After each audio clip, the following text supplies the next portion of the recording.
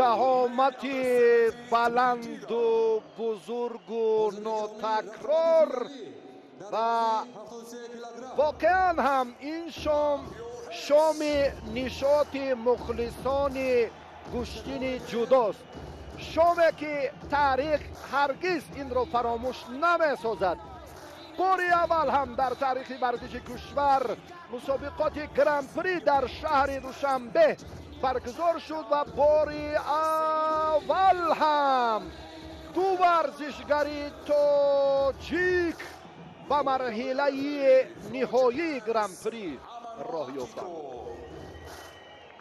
اکیکو داور درجه المپی و امروز انا همین چهره قهرمان جهان در گوشتین سنگ با استاد ورزش درجه بین المللی خواجه‌زاده بهروز به میدان میبراید و هموطنی دیگری ما، هموطنی که امروز هم در فدراسیون روسیه اقامت میکند اما تاجیک است، فرزند عزیزی تاجیکستان است و هر دو هم و محمد بک فول خلعتی کبود این چهره زیر پرچم فدراسیون بین المللی جودو برآمد میکند و در فدراسیون روسیه اقامت میکند و تاجیک است و ما افتخار و شرف و نفوذ و مرتبه و باز هم مهارت عالی این هر دو را شایسته تحسین و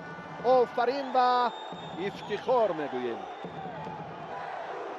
خواجه‌زاده را یک لحظه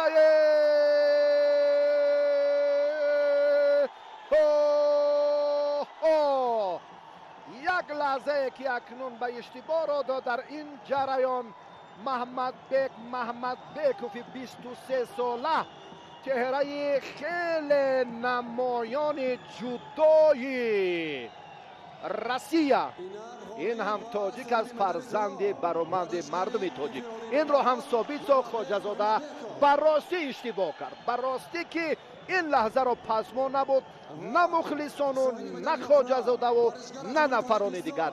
این هم از کسبیت محمد بیکوف درک می‌دهد که احسنش میگویم تاجیک از زاده ولایت مختار کوهستان بدخشان ناحیه ونج از عائله محمد بیکوف ها.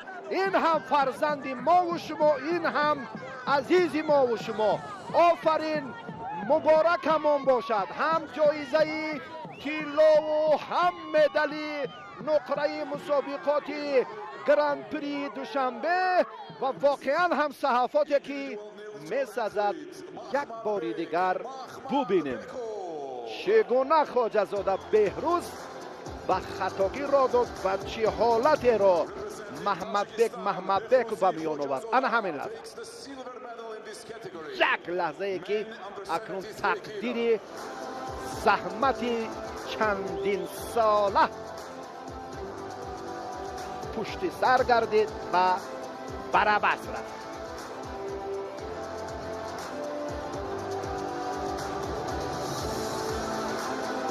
Highlights of the final on the big screen. لحظه های مهم در اکران.